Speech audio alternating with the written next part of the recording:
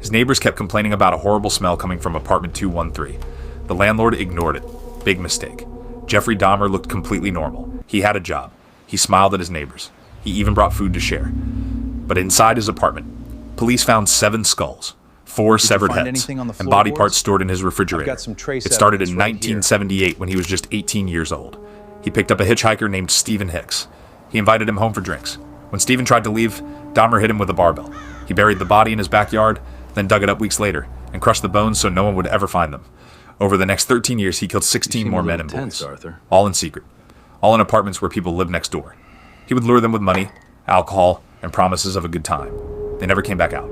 In 1991, one of his victims escaped, running into the street with handcuffs still on his wrists. Police arrived. Dahmer told them the man was his drunk boyfriend. The police believed him. They walked the victim back to his apartment. That man was killed that same night. 3 months later, another victim escaped. This time, police listened. When they entered apartment 213, one officer vomited immediately. 7 skulls arranged neatly on a shelf. 4 severed heads inside the refrigerator. No, nobody but him. Entire torsos stored in a blue barrel in the corner of the room.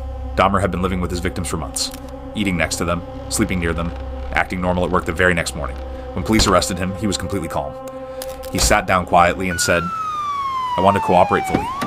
During his trial, he admitted to 17 murders, each one planned, each one deliberate. He showed no emotion. He was sentenced to 957 years in prison, but he only served 3.